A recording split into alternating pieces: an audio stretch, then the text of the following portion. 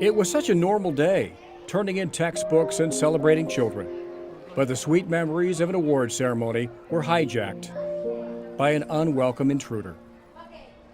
Well, the wind in front of this thing has got to be just whipping. The first tornado alert came at 3:01 p.m. Within 15 minutes, it was over the playground at Plaza Towers Elementary. Miss Simpson and one of the secretaries stepped out, saw the tornado coming through the neighborhood, and ran back inside and told us it was time for us to take cover. Teachers and staff had already wrangled dozens of students and were hunkered down in their safe spots. This is what we had to protect ourselves. No amount of training, no safety manual could have prepared them for this.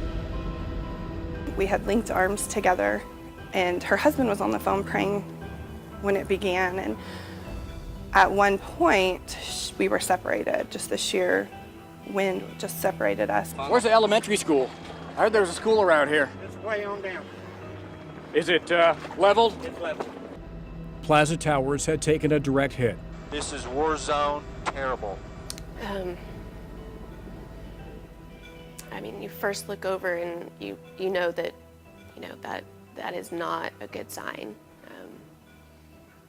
Of course, we're in such shock, we don't really know what to do. A classroom full of third graders crumbled. And they believe there are kids still in there? There's still kids in there. Any idea how many?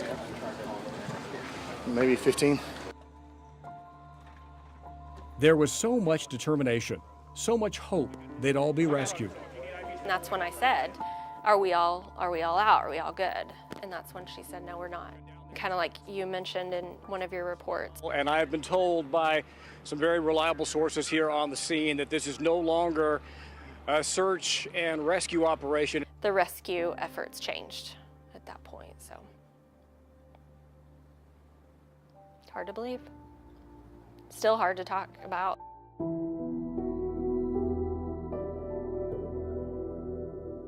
Seven little boys and girls didn't make it out alive. They're backing people away, and I understand they're going to start pulling these tiny victims out of the rubble here shortly. A wound that big can never completely heal. Sorry. 5 years later, Plaza Towers has been rebuilt with storm shelters and memorials to the Plaza 7. This would be Christopher Legg. I had his brother Alex in class that day. And this is Sydney Engel. I had her sister Casey with me that day. A tragedy that has become a training tool in crisis and trauma education statewide. I was in Tologa, Oklahoma, and I had somebody come up to me afterwards saying, our school has storm shelters now because of your school. And so those are the moments that you're just like, it's okay. You know, we're saving more lives. A silver lining in one of the darkest clouds Oklahoma has ever seen.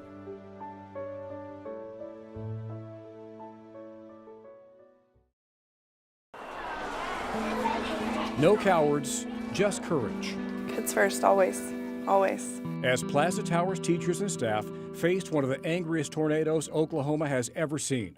Well, the wind in front of this thing has got to be just whipping.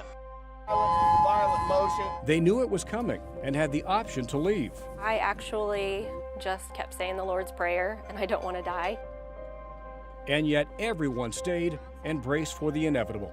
You'll do anything to take care of those kids. Absolutely anything. Things beyond what you ever thought you were capable of. Lindsay Wright safely tucked her class in a bathroom. No room for herself, Lindsay and an assistant held on to each other in the hallway. We placed all the students inside a stall and where we thought it was safest for them, and what was left for us was to be outside the bathroom entrance.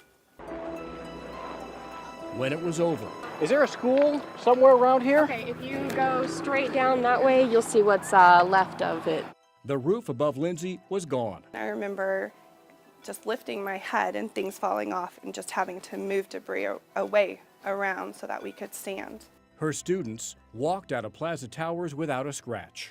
protecting ourselves, that's really all we had for our kids, is our hands. Emily Eishen's classroom was demolished, but the kids in her care also unscathed. I recall seeing a police officer. He came and he was one of the first to kind of calm the kids' nerves. He knelt down on his knee and he said, "I know you're scared." He said, "I am too." He said, "But I'm going to do everything in my power to make sure you're okay and safe." And I think he helped the teachers too in that moment to give us a little bit of hope. I was on top of 6 kids. On top of 6 children, I was lying on top of them. and they're all okay. All of mine are okay. Within minutes, there was a cavalry of police, firefighters, and unsung heroes. I just pulled kids out. You're pulling kids out? Yeah, that was 3rd grade. I lost my shoes. Well, you probably don't need to be walking right now. We're here to help. We're here to help. I don't care. Wherever y'all need help. I remember just kind of scanning and looking all around, and just you see people running to us to help us. Kristen Ashley climbed out of the debris. And then I also see a car laying in the hallway where the kindergarten and the pre-K kids were, and just terrifying. And immediately began directing volunteers. We've got more kids, everybody, in the triage area, everybody get ready. And I would stand there so hopeful. This is war zone, terrible. Hundreds of children survived that horrible day in May. So many heroes 5 years ago. When children are in jeopardy, teachers do much more than teach. In Moore, Lance West, Oklahoma's News 4.